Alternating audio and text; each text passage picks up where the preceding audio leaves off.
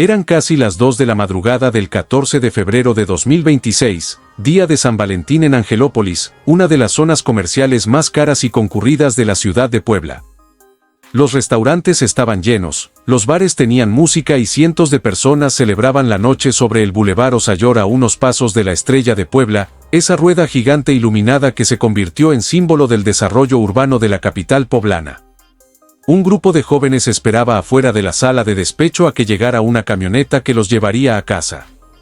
No hubo advertencia, no hubo discusión, no hubo tiempo para reaccionar. 4 hombres que se desplazaban en 2 motocicletas llegaron y en aproximadamente 30 segundos accionaron sus dispositivos alrededor de 15 veces contra el grupo, sin decir una sola palabra. 3 personas perdieron la vida en el lugar, 5 más quedaron con lesiones graves.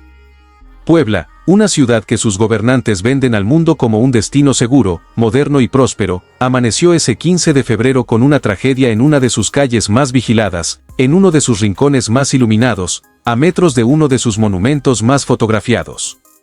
Lo que vino después, las detenciones, las declaraciones en conferencia de prensa, la investigación que poco a poco fue revelando sus hallazgos, dejó expuesto lo que muchos ciudadanos en Puebla ya sospechaban, que en esta ciudad, incluso en los lugares donde se supone que nada puede pasar, las estructuras delictivas operan con plena libertad, con plena planificación y con total impunidad, hasta que la cámara se enciende y los reflectores apuntan en su dirección. Para entender la magnitud real de lo que ocurrió esa madrugada, hay que entender primero en qué tipo de lugar sucedió y quiénes eran las personas que se encontraban ahí. Angelópolis no es una colonia cualquiera, es la zona de mayor plusvalía comercial y residencial de la capital poblana. Ahí están los centros comerciales más grandes del estado, hoteles de cadena internacional, restaurantes de cocina de autor, consultorios médicos de especialidad y algunos de los edificios residenciales más costosos de toda la región. Es, en términos directos, el lugar donde vive y convive la clase media alta y alta de Puebla. Pero es también, y esto es fundamental, el lugar donde el gobierno estatal ha presumido durante años que la presencia policial es constante, que las cámaras de vigilancia cubren cada esquina y que los sistemas de monitoreo hacen de ese corredor urbano un espacio con condiciones de seguridad distintas al resto de la ciudad. El 14 de febrero de 2026 puso en entredicho esa narrativa de forma brutal e inapelable. El bar Sala de Despecho está ubicado sobre el Boulevard Osayor, frente a la Estrella de Puebla. No es un antro clandestino ni un lugar escondido en los márgenes de la ciudad. Es un establecimiento conocido, con clientela joven y de clase media alta, con acceso controlado. Es el tipo de lugar donde la gente va a celebrar cumpleaños, despedidas, aniversarios, fechas especiales, y el 14 de San Valentín era una de sus noches más concurridas del año. Esa noche, un grupo de amigos se había reunido para celebrar el cumpleaños de una persona conocida como Cho. En ese grupo estaban profesionistas jóvenes de la ciudad. Arquitectos, psicólogos, entrenadores, personas con carrera, con título, con vida construida. No había nada en esa reunión que tuviera que ver con ningún mundo ajeno al festejo. Pero 3 de los que estaban ahí esa noche no regresaron a casa. Giselle Ortiz Carreto tenía 33 años. Era psicóloga, egresada de la Universidad Iberoamericana Campus Puebla. Tenía formación en psicoterapia para adolescentes y adultos, en trauma psicológico y en inteligencia emocional. Sus seres queridos la describieron como un ser cálido, sonriente y comprometido, alguien que acompañaba a sus pacientes con una dedicación genuina. Fue víctima de la tragedia esa madrugada. El domingo 15 de febrero, sus familiares la velaron en la funeraria Eternitas Memorial. Joaquín Birt García era arquitecto de interiores y diseño de iluminación, egresado de la Universidad de las Américas Puebla, la UDLAP. También había estudiado en la Universidad Politécnica de Cataluña, en España, donde vivió durante 7 años. Apenas 4 meses antes de los hechos había regresado a México. Estaba comenzando a trabajar con el despacho de arquitectura de Enrique Solá en Tlaxcala, viviendo con su hermana en Puebla y construyendo de nuevo una vida en su país. Estaba a punto de cumplir 33 años el 27 de febrero. No llegó a verlos. Emmanuel Esteban Campaña Sánchez tenía 29 años. Era fisioterapeuta egresado del Instituto Profesional en Terapias y Humanidades, el IPET, y entrenador certificado. En octubre de 2025, apenas 3 meses antes del incidente, había obtenido la aprobación de su tesis. Sus amigos y conocidos lo recordaron como una persona entusiasta, disciplinada, comprometida con su trabajo y genuinamente cercana a quienes lo rodeaban. 3 personas, 3 trayectorias profesionales distintas, 3 historias que terminaron de forma violenta e injusta sobre el Boulevard Osa Mayor en plena Angelópolis en la madrugada de San Valentín. Entre las personas afectadas que sobrevivieron esa noche: Enrique Solá, arquitecto de 29 años, con una lesión en el cuello.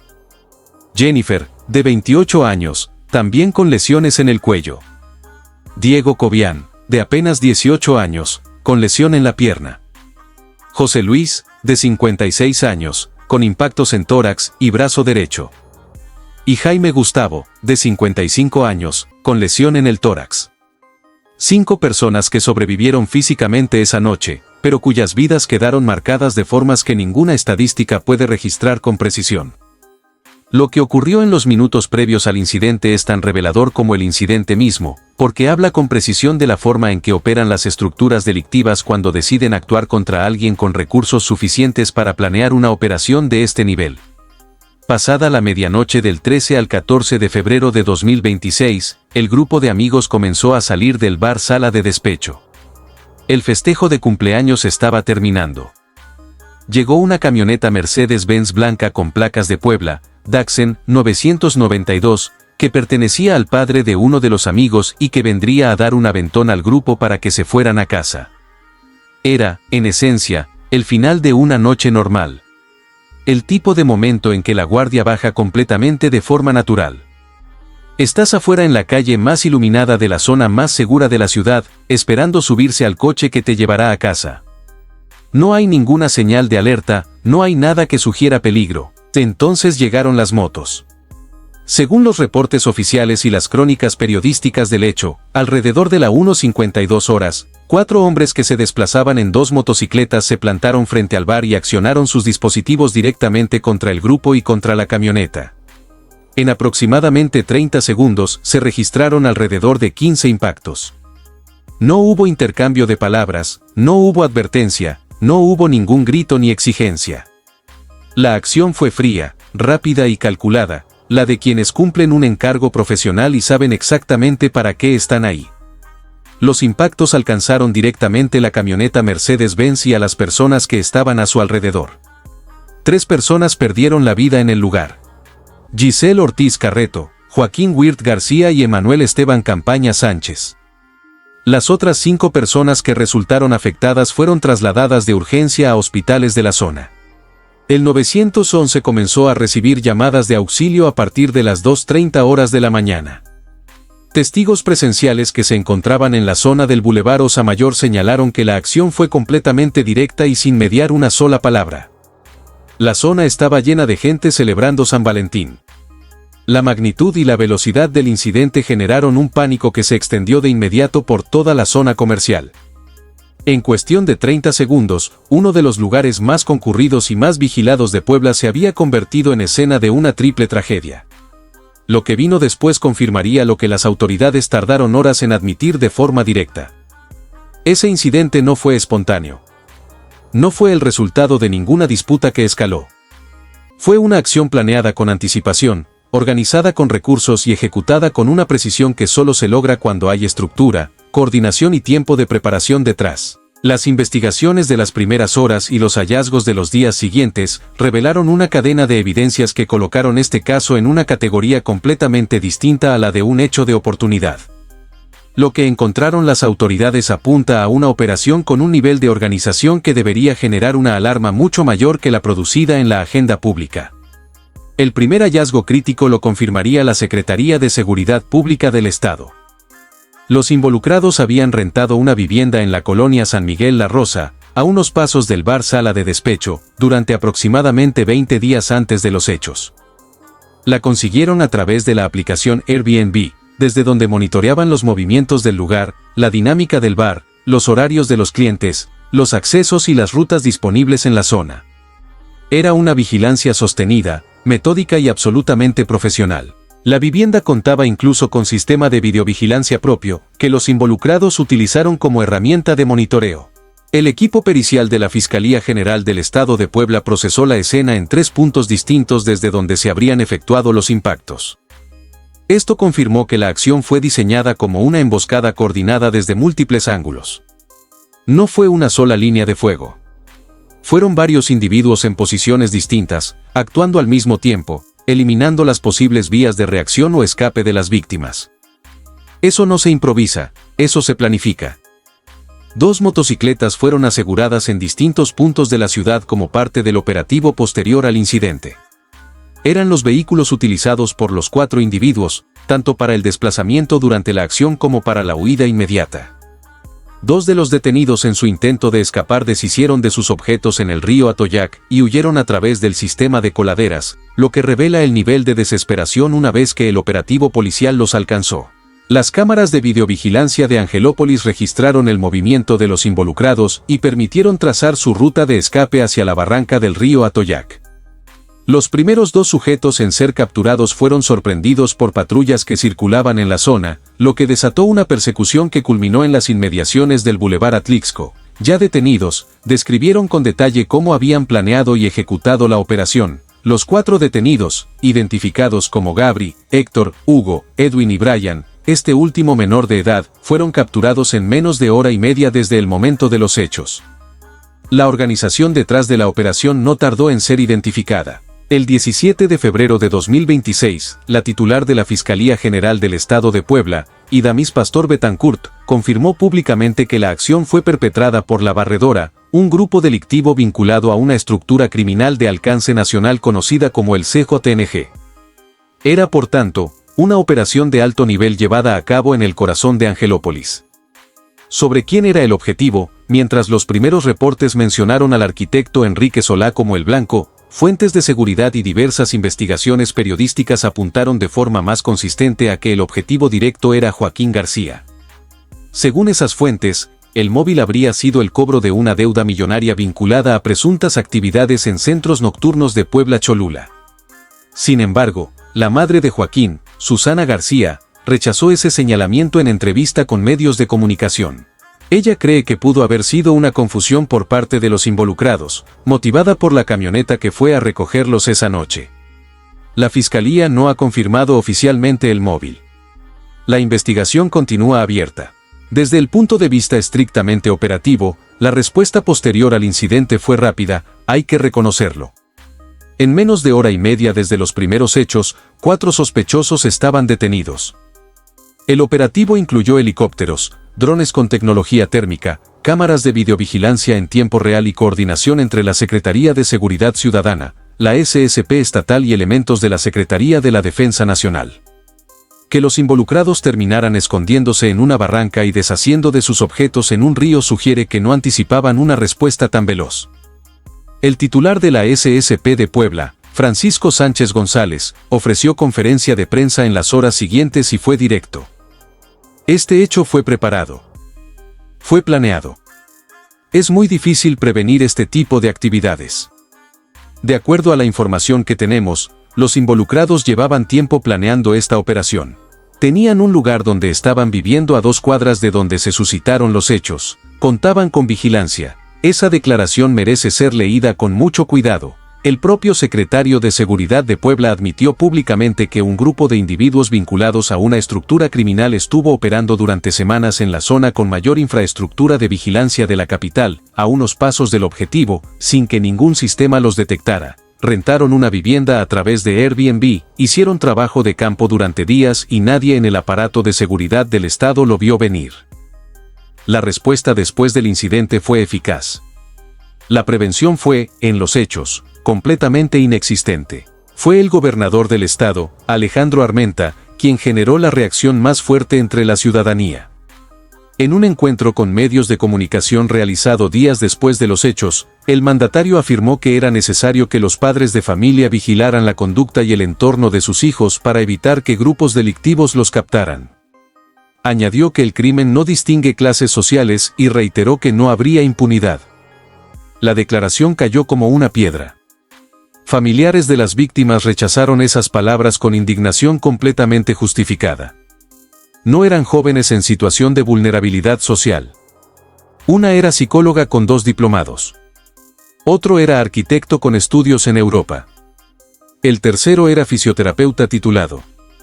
Estaban en un bar en Angelópolis, celebrando el cumpleaños de una amiga. El énfasis del gobernador en cuidar la conducta fue interpretado por amplios sectores como una forma de transferir la responsabilidad institucional hacia las familias, y de sembrar implícitamente una duda sobre la conducta de quienes perdieron la vida. Como si salir un día de San Valentín en la zona más iluminada de Puebla fuera un comportamiento que requiere justificarse. La Fiscalía General del Estado continúa integrando la carpeta de investigación. Los 4 detenidos permanecen a disposición del Ministerio Público. El autor intelectual sigue sin ser presentado ante un juez. Las horas y los días posteriores al incidente no trajeron calma. Trajeron preguntas, reclamos y una indignación que fue mucho más allá de los círculos cercanos a las víctimas. Familiares y amigos de Giselle, de Joaquín y de Emanuel salieron a los medios y a las redes sociales a exigir justicia y a rechazar de manera categórica cualquier intento de vincular a sus seres queridos con actividades ilícitas. La Universidad Iberoamericana Puebla y la UDLAP emitieron comunicados públicos condenando los hechos y exigiendo que las autoridades esclarecieran el caso. La Cámara Mexicana de la Industria de la Construcción también se pronunció, lamentando la pérdida de Joaquín Wirt García como colega del sector. 3 instituciones distintas, 3 sectores distintos de la sociedad poblana, una misma exigencia, justicia y sin señalamientos a las víctimas. Esa insistencia tiene un trasfondo dolorosamente conocido en México. Cuando ocurre una tragedia, cuando hay personas que han perdido la vida, el sistema tiende a buscar de qué forma las víctimas contribuyeron a su propio destino. Es un mecanismo que opera como defensa psicológica colectiva, pero que también funciona como herramienta estructural de impunidad. Si se siembra, aunque sea una sombra de duda sobre la víctima, el Estado tiene menos presión social para investigar hasta el final. La madre de Joaquín Wirt lo expresó con claridad frente a las cámaras. Ella cree que pudo haber sido una confusión por la camioneta. Que quizás los involucrados actuaron contra el grupo equivocado. Sea cual sea la verdad, y esa verdad aún no ha sido confirmada oficialmente, el punto que no cambia es el siguiente: Giselle Ortiz Carreto y Emanuel Esteban Campaña Sánchez no tenían ninguna relación con ningún móvil conocido. Perdieron la vida por estar en el lugar equivocado, a la hora equivocada, junto a las personas equivocadas para ese grupo delictivo. El debate que se abrió en Puebla fue más amplio que este caso. Si esto puede ocurrir en Angelópolis, sobre el Boulevard Osamayor, con cámaras en cada esquina, con patrullas circulando frente a la Estrella de Puebla, ¿qué garantía tiene un ciudadano común en cualquier otro punto de la ciudad? La respuesta institucional no estuvo a la altura de esa pregunta. Llegó disfrazada de operativos exitosos y de detenciones en tiempo récord, sin responder lo fundamental. 4 individuos fueron capturados, pero son el último eslabón de una cadena larga. Una estructura criminal vinculada a una organización de alcance nacional, La Barredora, reclutó, financió y desplegó esa operación en Angelópolis. ¿Y quién dio la orden? Quien pagó por esas 3 vidas sigue libre. Enrique Solá sobrevivió. 5 personas afectadas más sobrevivieron. 3 no lo hicieron. Giselle Ortiz Carreto, Joaquín Wirt García, Emanuel Esteban Campaña Sánchez. 3 nombres que merecen ser recordados cada vez que alguien en Puebla hable de seguridad pública. No como cifras, no como daño colateral, sino como lo que eran: personas con familia, con formación, con planes, con una vida entera por delante. Personas que perdieron la vida a manos de La Barredora en una zona donde el Estado prometió que esto no podía pasar. La investigación sigue. El autor intelectual permanece libre. Y Puebla continúa proyectando al mundo la imagen de una ciudad moderna y segura, mientras 3 familias cargan con un duelo que nadie les pidió permiso para imponerles, esperando respuestas que, al momento de este reportaje, siguen sin llegar.